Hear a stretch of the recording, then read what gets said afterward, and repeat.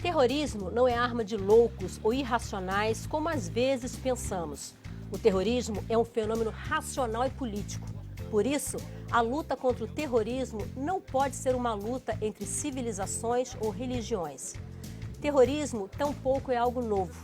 Na Revolução Francesa, os sans-culottes, como eram chamados os artesãos e camponeses que lideravam o movimento, já adotavam práticas hoje classificadas como terroristas. Mas até pouco tempo, terrorismo era associado a países distantes. Isso mudou. O terrorismo atravessou fronteiras e oceanos e assumiu um caráter globalizado, espalhando o medo e desafiando estados organizados. Para entender esse fenômeno, o Ponto de Vista conversa hoje com Marcos Degot, mestre em Relações Internacionais, doutor em Estudos de Segurança e autor do livro O Desafio Global do Terrorismo, Política e Segurança Internacional em Tempos de Instabilidade. Marcos Degot, muito obrigado por sua presença aqui no Ponto de Vista, para a gente entender um pouco mais desse fenômeno chamado terrorismo. Eu que agradeço o convite, Maristela. Degot, normalmente a gente associa terrorismo aos atos de violência que a gente vê na televisão. Mas terrorismo vai além disso, né? Eu gostaria que você desse uma visão geral para a gente do que é o terrorismo. Essa sua pergunta, ela envolve diversos pontos muito importantes. O primeiro deles talvez seja a questão da definição do conceito de terrorismo. O que é terrorismo? Quem é terrorista? A resposta para isso aí depende muito da motivação de cada indivíduo. Mas essa é uma falha muito grande que a gente percebe quando a gente analisa a questão do terrorismo. O terrorismo não depende dos métodos para ser definido. O terrorismo, não depende dos objetivos para ser definido. O terrorismo é uma questão de métodos, de estratégia, de tática. Terrorismo, como você bem mencionou, não é arma de loucos, não é arma de irracionais. O terrorismo é um processo lógico que leva a escolhas estratégicas. Então, passa por um processo de deslegitimação da autoridade constituída, passa por crise de confiança, passa por crise de legitimidade. E o indivíduo que se engaja nessas atividades, ele tende a acreditar que qualquer um, independente do seu papel na sociedade, da sua idade, do seu sexo, é um inimigo daquela causa. E, portanto, ele deve ser eliminado. Aquele obstáculo deve ser eliminado. O terrorismo não é coisa recente, como você bem mencionou. O terrorismo está presente na Idade Antiga, está presente na Idade Média. Existem movimentos bastante famosos, como os sicários, que resistiam à dominação romana, como os assassinos durante a Idade Média, entre os anos de 1090 a 1200, na região que hoje é o Irã, como os fanzigars na Pérsia, e aquele que se tornou o embrião do terrorismo moderno, que é a Revolução Francesa. Então, é uma questão complexa. Aqueles que se envolvem nessas atividades possuem origens diversas, possuem motivações diversas, e é por isso que esse fenômeno precisa ser estudado. Agora, é interessante que você cita a Revolução Francesa, né, e as práticas terroristas adotadas, mas, ao mesmo tempo, foi a Revolução Francesa que muito contribuiu para a civilização ocidental que nós temos hoje, para os valores de igualdade, fraternidade e liberdade, para derrubar a monarquia na França e estabelecer hoje o modelo francês. Não é meio paradoxal a gente pensar que a gente que hoje vê terrorismo, como eu falei no início do programa, como uma coisa de louco, né? E pensar que atos terroristas contribuíram dessa forma positivamente? É paradoxal se você considerar o terrorismo como violência pela violência. Mas o terrorismo não é apenas isso, é muito mais do que isso. O terrorismo persegue objetivos políticos. E os revolucionários franceses tinham objetivos políticos bem claros e utilizavam o terrorismo como método, como uma estratégia para concretizar esses objetivos políticos. Mas, volto a frisar, quem não é terrorista, não depende da motivação. Independentemente da causa ser a mais nobre possível. Terrorismo é método.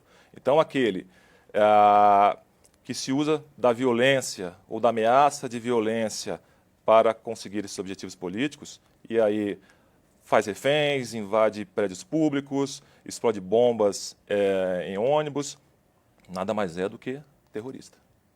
Marcos Legault, eu usei na abertura desse programa um trecho do seu livro que você diz que a luta contra o terrorismo não pode ser uma luta entre civilizações ou religiões. Como, na sua opinião, deve ser essa luta? Nós temos diversos aspectos a analisar aí também. O primeiro é no campo das ideias. Não se pode querer impingir determinados valores, a ferro e fogo, em sociedades que não compartilham daqueles valores. Os valores tradicionais daquela sociedade devem ser respeitados.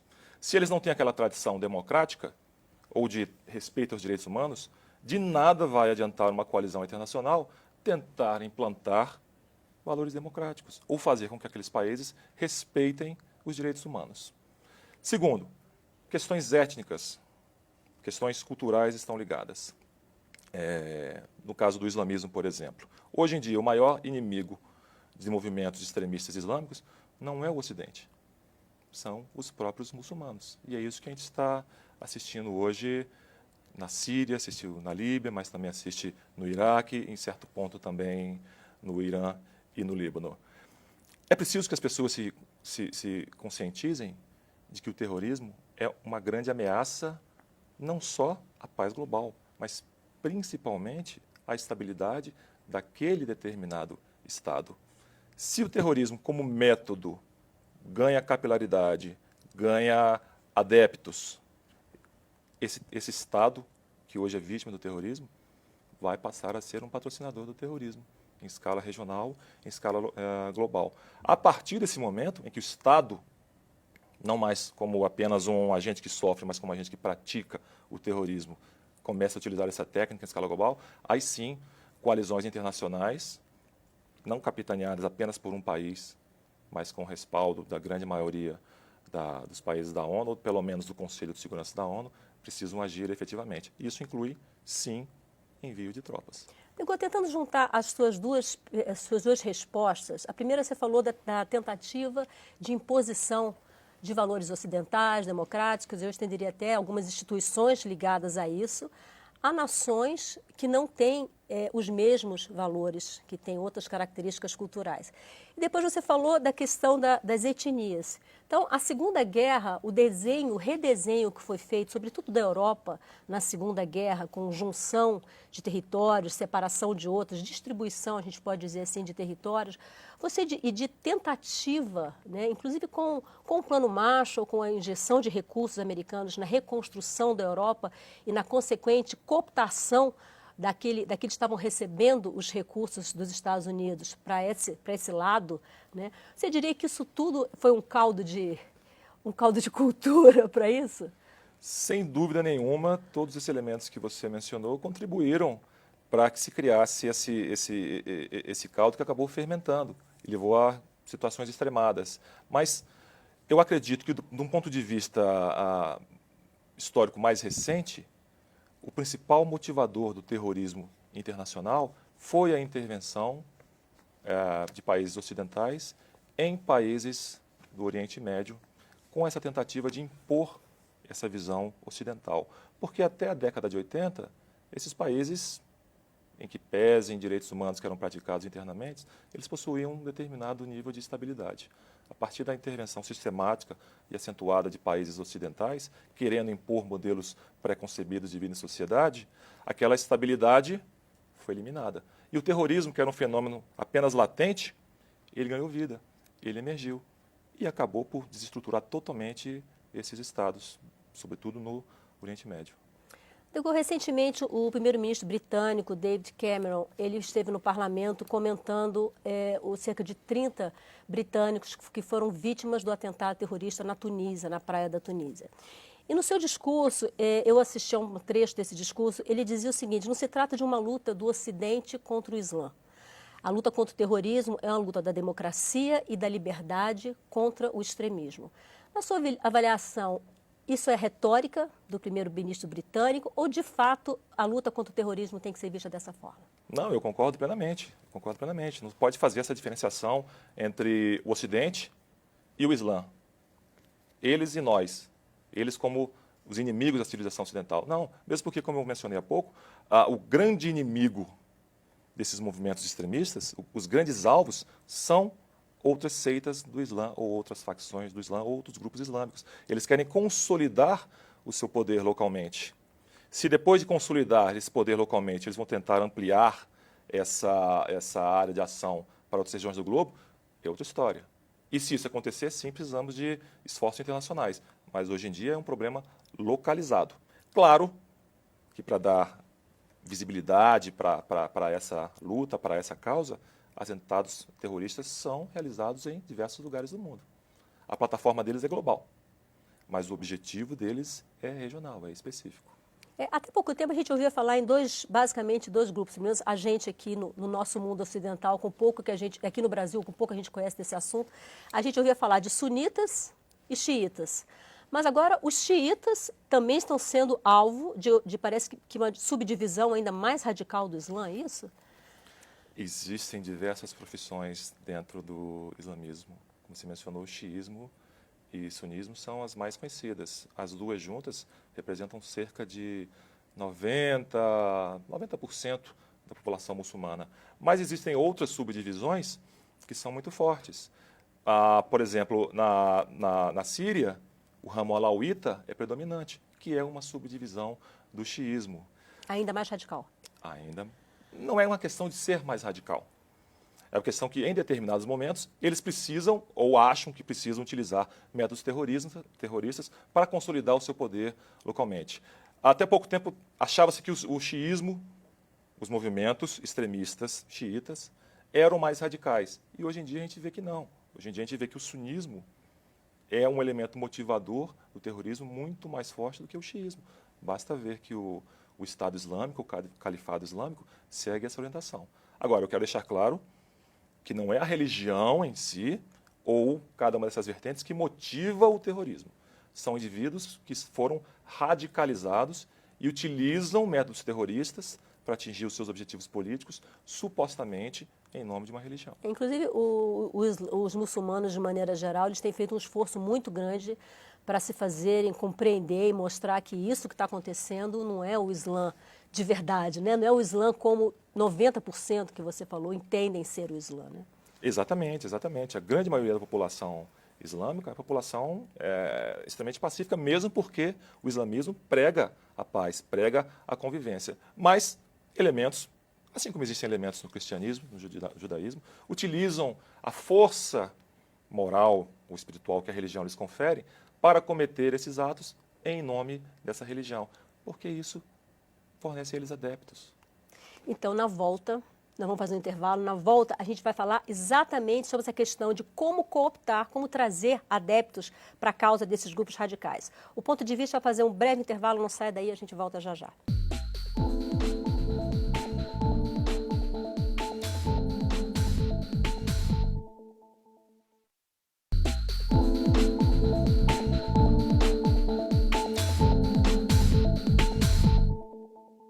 O Ponto de Vista está de volta na TV Câmara e na Rádio Câmara. Eu recebo hoje para conversar sobre o terrorismo o pesquisador Marcos Degot, doutor em segurança internacional. Degot, no final do bloco, no primeiro bloco, nós falamos bastante sobre a questão histórica, tentamos situar um pouco sobre o problema do terrorismo. Eu queria trazer para os dias de hoje. Os grupos terroristas hoje, as organizações têm se valido das redes sociais para divulgar seus atos e também para cooptar os adeptos, sobretudo os jovens, né? Como lidar com isso? Não é uma questão simples, porque essa questão da utilização das mídias sociais, ela faz parte daquilo que ultimamente tem se convencionado chamar de terrorismo cibernético. O terrorismo cibernético, ele busca principalmente atingir as infraestruturas críticas do país. Então, ele busca inviabilizar a utilização da rede de energia elétrica, de consumo de água, as instalações de defesa, tudo por meio de programas de computador. Isso também permite a insurgentes, a extremistas, a terroristas, utilizar ferramentas como o Facebook, como o Instagram, para não só veicular a sua plataforma, para atrair recursos, mas também para atrair simpatizantes. Então, eles procuram doutrinar esses indivíduos em uma determinada ideologia, seja ideologia política, seja uma motivação religiosa. Eles providenciam a essas pessoas que estão nesse caminho da radicalização, às vezes, recursos financeiros, eles prometem benefícios pecuniários. Então, hoje em dia, por exemplo, existem casos, muitos casos, foram registrados mais de 5 mil casos na Europa só esse ano, de indivíduos que foram lutar ao lado do Estado Islâmico para receber cerca de 800 euros por mês. Para quem não tem nada, apenas uma promessa de desesperança pela frente, não tem emprego, não tem educação, pode se sentir atraído pela força de ideias, pela força das armas e também pela promessa de ganhar alguns recursos. Então, isso só é possível combater com um acompanhamento muito específico das forças de segurança, o aparato policial e o aparato de inteligência. No Brasil, ainda estamos num caminho muito embrionário, estamos num nível muito incipiente. Mas nos Estados Unidos, o terrorismo cibernético e essa cooptação via mídias sociais já é considerado a principal ameaça à segurança do país, juntamente com os lobos solitários. Então, eles dedicam uma atenção muito maior a essa questão, que é uma questão realmente muito grave, muito premente. Aí falando um pouco sobre os lobos solitários. No primeiro bloco você falou muito sobre as causas a que o terrorismo pode estar associado, né? Eu queria saber de você se com o fim da Guerra Fria, os jovens, que normalmente são esses jovens que são cooptados para ser lobos solitários, eles ficaram sem uma causa para que lutar. Porque é muito típico do jovem ter uma causa a qual ele possa aderir, pela qual ele possa lutar. Foi assim na época do comunismo, né? Aqui no Brasil e nos países da América Latina, você via que os jovens estavam muito à frente do movimento, né? Foi assim na época da Revolução Francesa, que a gente comentou no início, né? Exato. Você tinha uma população jovem muito à frente disso, assim, né? Hoje, qual é a grande causa política, ideológica que os jovens podem se aliar e seria a falta de uma grande causa que faz com que eles se interessem por isso que é colocado para eles, por vezes, como uma causa. A luta por uma causa, pelo Islã, como que é vendido para eles que seja a luta pelo Islã.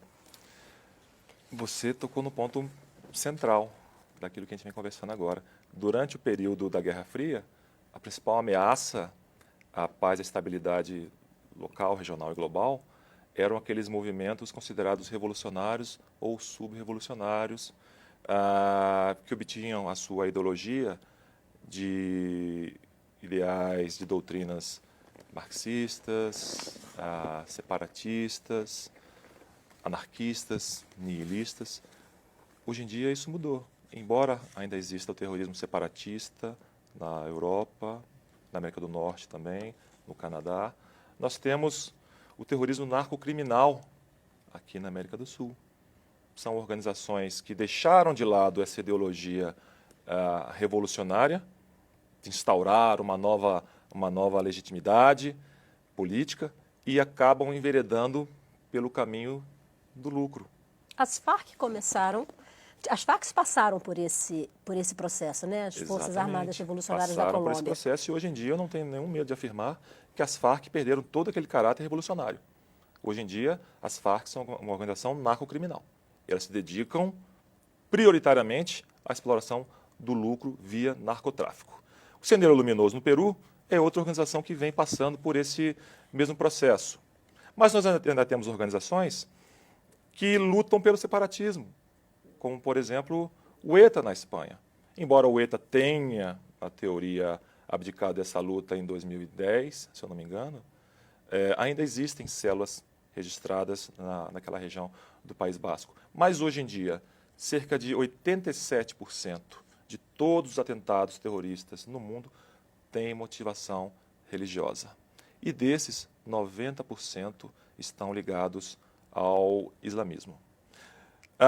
Você me perguntou se isso seria falta de um ideal, falta de uma causa. Eu acho que esses insurgentes, esses extremistas, eles promovem uma visão do mundo que é idealizada. Eles prometem que vão fornecer, que vão providenciar uma nova moralidade, no plano terrestre. Uma nova forma de organização política e social, baseada num período ideal do Islã que teria acontecido em cerca de 600 depois de Cristo, mais ou menos na época de Maomé. E isso, para quem vem de famílias desestruturadas, para quem vem de regiões afetadas pela pobreza, para quem vem de regiões afetadas pela falta de cultura de engajamento político, se torna, sim, alguma coisa extremamente convidativa, principalmente quando, ao lado dessas promessas de uma vida melhor, de um mundo melhor, existe o benefício pecuniário. Pois é, aí eu não tenho como deixar de trazer essas conversas diante do que você falou para o Brasil. Você fala numa situação de crise, na ausência de uma causa, e aí eu vou trazer isso para a realidade do jovem brasileiro. Em 2013, eu sei que você está fora do Brasil, morando fora do Brasil, mas com certeza você acompanhou. Em 2013, os jovens brasileiros foram às ruas, e uma das bandeiras que eles diziam para os partidos políticos: você não me representa. Então você tem hoje uma população sem uma identidade política, sem uma causa, completamente diferente da população jovem da década de 60 e 70 que lutou contra o regime militar. Você tem também um país em crise. Você tem, no Rio de Janeiro, uma realidade de tráfico de drogas e de enfrentamento com as UPPs muito grande. E a gente está às vésperas dos Jogos Olímpicos de 2016. Isso é um caldeirão para surgimento dos lobos solitários no Brasil? Para a cooptação de jovens brasileiros para atuar dessa forma? Nós mencionamos no início do bloco passado que o terrorismo não é coisa de loucos, de racionais. Ele segue padrões de uma lógica e tem objetivos estratégicos. Existem estágios psicopolíticos de radicalização, que envolve crise de confiança, conflito de legitimidade e, finalmente, uma crise de legitimidade. Nesse último estágio, as pessoas que se engajam nessas atividades, que são apenas, digamos assim, subversivas no início, ou insurgentes, elas estão prontas a contestar toda aquela ordem sociopolítica vigente, que inclui, sim, a realização de atentados terroristas. Eu acho que nós não estamos nesse nível. Eu diria que talvez nós estamos naquele primeiro nível, uma crise de confiança. As pessoas estão buscando uma motivação, estão buscando um maior engajamento político. E, vez ou outra, podem cometer atos de baderna, de vandalismo, mas que não se confundem com o terrorismo, porque o terrorismo é uma orientação continuada, é sistemática. E envolve um objetivo político muito claro, não é apenas mudar tudo isso que está aí. Não. Então, eu acho que nós estamos apenas nesse primeiro nível. A questão dos lobos solitários já tem outra raiz. No Brasil, os casos registrados da atividade de lobos solitários têm também ligação com o extremismo religioso. E, em alguns casos, apesar do discurso oficial, de uma conexão do extremismo religioso com a criminalidade comum. Então, existem, sim, casos de células registradas na região da Tríplice Fronteira que se utilizam de firmas legais, legalmente estabelecidas, para mandar recursos para entidades criminosas no exterior. Igor, para a gente encerrar a nossa conversa, eu queria entender um pouco o que mudou do 11 de setembro de 2001 para agora na questão do terrorismo. Em 11 de setembro, a impressão que se tinha é que aquela organização, a Al-Qaeda, que fez o atentado e que tentou atingir de uma forma muito estratégica, muito bem pensada, símbolos da cultura ocidental, sobretudo da cultura norte-americana. Atingiu a área financeira, atingiu o Pentágono, ou seja, a segurança, tentou atingir a Casa Branca, né, ou seja, o poder do presidente dos Estados Unidos, mas aquilo tudo foi pensado durante muito tempo e foi muito estratégico. Hoje, quando a gente vê os atos terroristas, a gente tem a impressão de que essa estratégia ela foi deixada de lado e que assumiu a barbárie. Recentemente foi divulgado um vídeo que foi feito na cidade de Palmira, na Síria, onde 20 e poucas pessoas foram mortas num local histórico, um teatro romano. Então, aquilo tinha um simbolismo, né? Agora, a minha pergunta para você é o seguinte: realmente eles estão nessa barbárie ou mostrar a barbárie é uma estratégia mas por trás eles tenham uma estratégia tão inteligente quanto foi a da Al-Qaeda em 2001? terrorismo vive de simbolismos. O que eles buscam atingir é justamente aquilo que representa alguma coisa para aquelas sociedades atingidas. Então, hoje em dia, as organizações terroristas são muito mais ousadas do que eram no passado. Mesmo porque, hoje em dia, elas têm uma capacidade muito maior de organização, facilitada pelos meios de comunicação, de informação. Eles possuem uma capacidade muito maior de obter recursos financeiros. Então, eles têm também uma necessidade muito maior de mostrar que eles conseguem, sim, atingir aqueles objetivos políticos, seja por meio de uma campanha de atrito, de intimidação, de provocação ou de competição, que são algumas estratégias que a lógica terrorista persegue. Então, possuem mais recursos, são mais ousados, têm mais planejamento e precisam mostrar que são capazes de atingir seus objetivos políticos. Para isso, eles maximizam a barbárie.